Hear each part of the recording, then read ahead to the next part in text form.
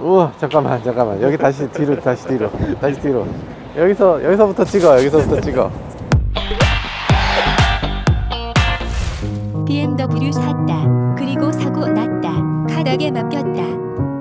네, 차가 이쪽에 있다고 합니다. 이쪽. 오,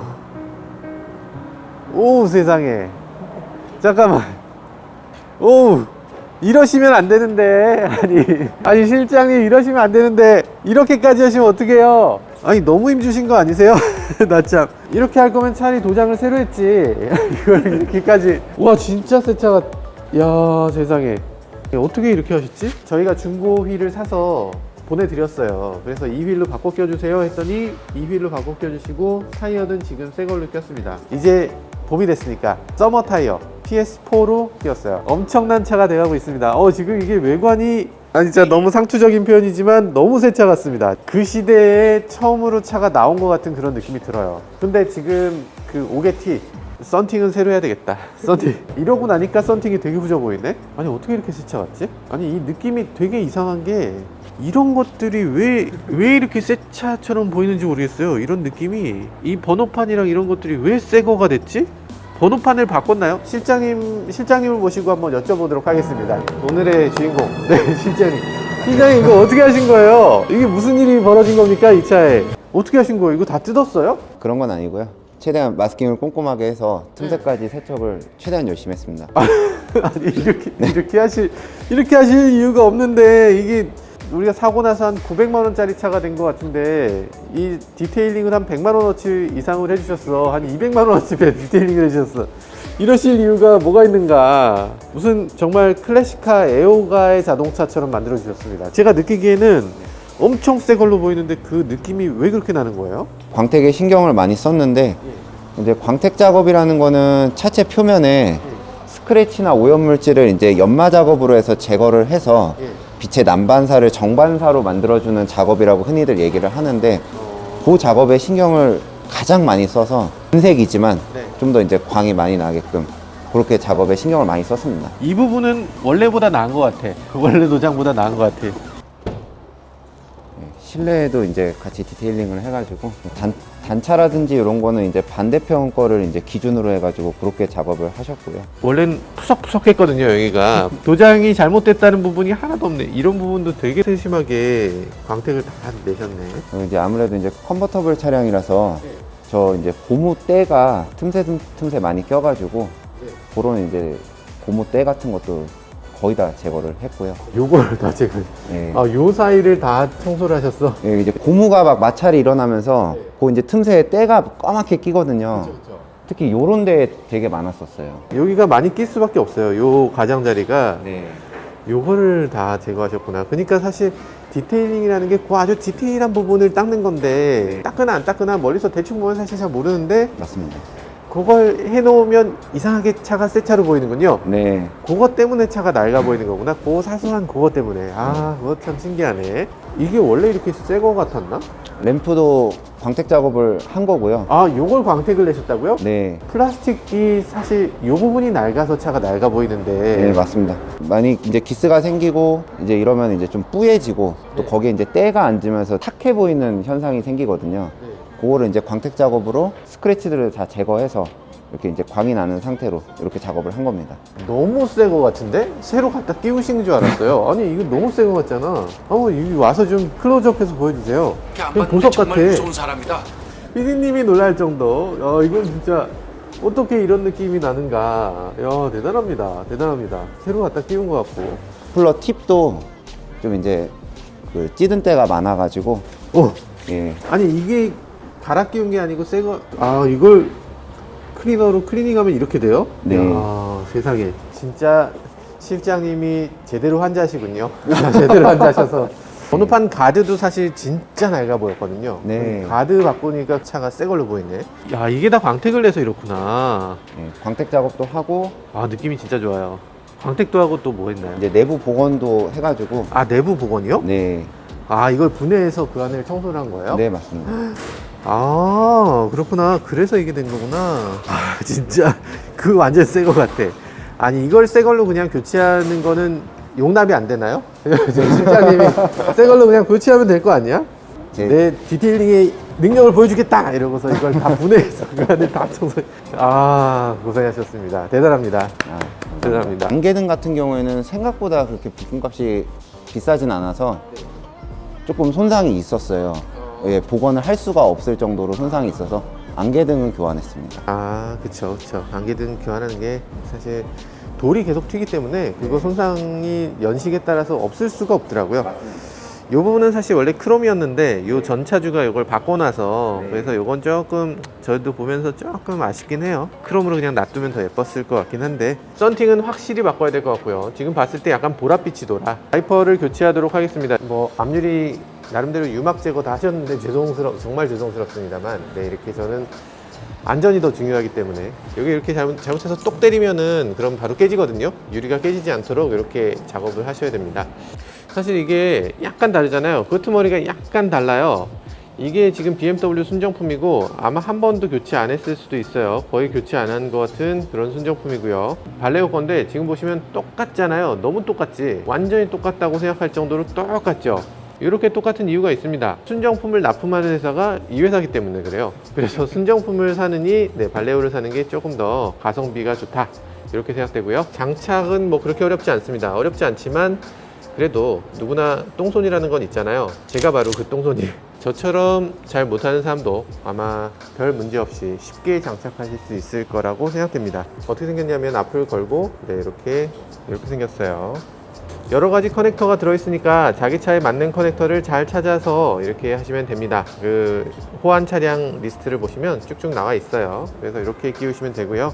네, 와이퍼 제가 막간을 이용해서 뭐 몇 가지 말씀드리면요. 사실 이때 당시 BMW는 되게 럭셔리카였어요. 지금도 뭐 BMW는 럭셔리카지만 그때 당시에 BMW의 위상에 비하면 사실 지금은 아무것도 아니죠. 물론 뭐 단차 같은 거 이런 거 요즘 차들에 비하면 뭐 단차가 이만큼 손가락이 들어갈진 않지만 어쨌든 꽤 큰 단차가 나오는 그런 시대였죠. 기본적인 설계 자체가 이렇게 틈이 있도록 설계를 했어요. 요거를 더 맞출 수가 없었던 거지 그 시대에는. 그래서 틈이 다 있는 거고요. 이런 틈이 그냥 멋으로, 그 당시는 오히려 멋있는 파팅 라인인 걸로 그 라인을 어떻게 만들까 이런 것들에 대해서 많이 고민하던 시절이에요. 요즘 오히려 그걸 멋이라고 다시 또 가져와서 사용하고 있기도 하죠. 그리고 여기 사실 이 차 오너가 아니고서 모르시는 게 많이 있어요. 사실 이런 차들은 여기 가운데 팔걸이가 생긴 거 있죠. 요거 팔걸이일까요? 아닙니다. 아니야. 그냥 떨어져 버려요. 그리고 여기에 보면 이렇게 안전벨트를 또 하나 락을 할 수 있는 그런 자리가 하나 있죠. 수납 공간이 여기 있어. 이 버튼 도대체 뭐냐 하실 텐데 이 버튼 누르고 제끼면 이렇게 됩니다. 그래서 긴 물건을 싣거나 뭐 수납을 조금 하거나 그런 것들을 할 수 있어요. 이걸 잡으면 이렇게 안으로 젖혀지는데 안쪽에 지금 뭐가 있어서 안쪽에 있는 걸 커버를 좀 제거하면 이렇게 긴 스키라든지 스노보드라든지 이런 것들을 실을 수 있도록 굉장히 실용적으로 만들어졌어요. 그리고 그때 당시에 되게 꼼꼼해요. 이런 거 되게 꼼꼼하죠. 여기에 쇼핑백 거리 같은 걸 만들어 놔서 가방 같은 걸 여기다 놓을 때 시트가 더러워지지 않으면서 가방을 걸 수 있도록 여기 짐을 탁 이렇게 걸면 여기서 빠져나오지 않도록 완전히 고정이 되죠. 스포츠카니까 스포츠카를 움직일 때 이게 옆으로 막 움직여도 흔들리거나 빠져나오지 않도록 하는 그런 꼼꼼함, 이런 세심한 배려를 해줬습니다. 멋지죠? 진짜 멋진 차예요.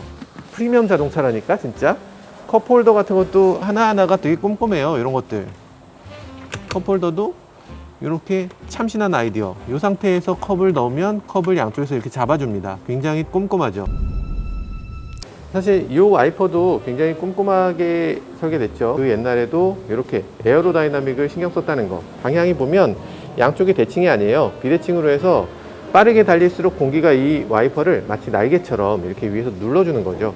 와이퍼에 힘 받는 부분은 사실 가운데밖에 없잖아요. 그러니까 가운데에서 받는 힘을 이렇게 분산할 수 있도록 여기 이렇게 철로 된 텐션을 잡아주고요. 그래서 철로 가장자리가 이렇게 오목하게, 요걸 그냥 단순 고무가 아니라 철로 한 번 더 눌러주겠다라는 그런 생각으로 만들어진 것 같고, 그리고 여기서 빠르게 움직일 때 이 와이퍼를 또 한 번씩 눌러줘서 이게 중간 정도 갔을 때 두두두두두 하는 일 없도록, 이 밑으로 공기가 또 많이 들어가지 않도록 위에서 누르는 힘이 밑으로 지나가는 공기보다 더 많도록, 그래서 이게 와이퍼가 뛰지 않도록 하는 그런 세심한 배려까지 해놓은 것 같습니다. 근데 차마 워셔액을 뿌려보지 못하겠다. 워셔액을 뿌려보면 디테일링 하셨는데 일단 워셔액은 교체하도록 하겠습니다. 이걸로 교체하도록 할게요. 말레 워셔액, 독일차의 순정으로 들어가는 워셔액이니까 여러분들 이제는 에탄올 워셔액 넣는 거 그냥 당연하게 느껴지시죠? 처음으로 에탄올 워셔액을 넣어야 된다고 얘기한 게 접니다. 저예요. 저 이전에는 에탄올 워셔액을 넣으라는 얘기를 아무도 안 하셨을 거예요. 제가 처음으로 단독 기사를 내고서 메탄올 워셔액 심각한 문제가 있다. 그 이후로 다 바뀌었어요. 근데 그거 처음에 에탄올 워셔액으로 바꿔야 된다는 얘기했을 때 정말 많은 분들이 비웃었습니다.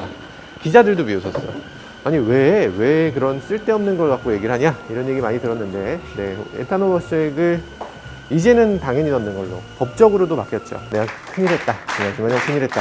자, 워셔액은 당연히 여기다 넣는 거죠? 아니죠. 여기 워셔액 표시. 이거를 제가 왜 말씀을 드리냐면, 이걸 혼동하시는 분들이 그렇게 많습니다. 정말 많아요. 모르겠으면 안 넣어야 되잖아. 모르겠으면 안 넣어야 되는데, 모르겠는데 굳이 이걸 열고서, 아니면 엔진 오일을 열고서 넣으시는 분이 꼭 있어요. 정말 있어요. 정말로. 너무 놀랍습니다. 정말 그 용감함이 어디서 오는 건지 모르겠는데, 네, 이거는 헷갈리면 넣지 마세요. 이 워셔액 표시라는 게 분명할 때만 여기다 넣으셔야 됩니다. 분명히 워셔액 표시. 워셔액 뚜껑 제대로 안 닫으시는 분들 많은데 에탄올이 다 날아가게 되고 그리고 위험할 수도 있으니까, 네, 워셔액은 꼭 뚜껑을 잘 닫아주세요. 은박지 하나 더 있는 거. 이거 고급이라서 불편하네. 아니 왜 고급 워셔액들은 왜 이렇게 불편한 거야? 이해할 수가 없네. 잘 닦으면 되지 뭐. 잘 닦으면 되지. 여기 외관은 오늘 여기서 다 했고요. 외관, 타이어, 그리고 워셔액, 뭐 와이퍼 이런 것들 다 교체했고, 공식 센터에서 파워트레인도 한번 교체해보는 영상을 다음번에 한번 찍어보도록 할게요. 네, 지금 차에 들어오기 죄송스러워. 뭔가 죄송스러워요. 지금 배터리 교체했는데요. 배터리 교체해서 이렇게 돼야지. 차가 이렇게 돼야지 맞죠. 타보고 혹시 부족한 게 있으면 다시 와서 좀 더 얘기를 하라고 하시니까요. 네, 지금 에어백, 벨트 텐셔너 이런 거 교체를 해야 되는데, 교체를 지금 여기서 하지 말라고 해요. 여기서 하지 말고 공식 센터에서 하시라고. 왜냐하면 굉장히 중요한 부품이니까 조금이라도 잘못될 가능성이 있는 거는 잘못되지 않도록 제대로 해야 된다 이러셔서, 네, 그럼 공식 센터에서 하겠다고 하고 저건 놔뒀습니다. 오늘같이 미세먼지가 많은 날엔 이렇게 뚜껑을 열어야죠. 그래야 제맛이지. 유리창 보라색인 거 봐. 와, 세상에. 빨리 갈아야 되겠는데? BMW 290을 타보신 분들 아시겠지만 회전 반경이 굉장히 좁아요. 회전 반경 좁은 거는 뭐 여러 가지로 장점이 많죠. 이렇게 골목길에 갈 때도, 주차 공간에서 뺄 때도, 주차할 때도 이런 것들이 너무 편리합니다. 생각한 것보다 훨씬 더 잘 꺾이니까. 찝니다. 사람들이 미쳤다 그러겠지. 이렇게 먼지가 많은데 무슨 뚜껑을 열고 있냐 이러겠지. 이 정도 날씨면 뚜껑 열어야 돼. 이게 그렇지. 이렇게 가야지. 이런 차지. 아유 세상에. 그게 노면을 그렇게 타고 아주 진짜 이상한 느낌이 들었는데, 이제 좀 맞는 타이어 끼우고 얼라이먼트를 보니까 이제서야 제대로 된 차로 거듭났네요. 이게 BMW지. 생각해보면 중고차를 산다는 건 실로 엄청난 일인 것 같습니다. 10년이나 된 중고차라면 그 10년의 역사, 이 자동차의 일생이 고스란히 저한테 넘어오는 것이기 때문이죠. 이 전에 있었던 차주가 10년 동안 이 차를 얼마나 아꼈는지, 얼마나 사랑했는지, 얼마나 소중히 탔는지, 그런 것들이 다 한 번에 넘어오기 때문인데요. 그런 것에 비해서 저희가 첫 인상을 너무 잘못 남긴 것 같아요. 지금 거칠게 다뤘다면, 우리가 너무 소중히 하지 않았다면, 네, 이제부터라도 소중히 이 차를 아끼고 가다듬고 더 나은 차로 만들어 가야 되겠습니다. 다음번 영상에서 이 차가 더 나아지는 모습 함께 살펴보시죠.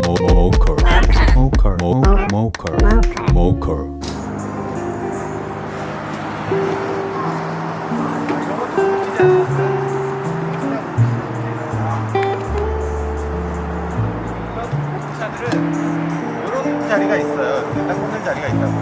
이렇게 꽂아놓는 거예요. 달랑달랑하는 거, 그거 달랑달랑하면서 여기 기름 붙잖아. 그러니까 이렇게 꽂아놓을 수 있는 자리를 만들어 놨고요. 그리고 닫을 때도, 닫았을 때 이렇게 딸깍, 이렇게 딸깍 하면 끝나도록 이렇게 만들어져 있어요. 원래 딸깍 소리가 나야 되는데 이거 왜 이러지?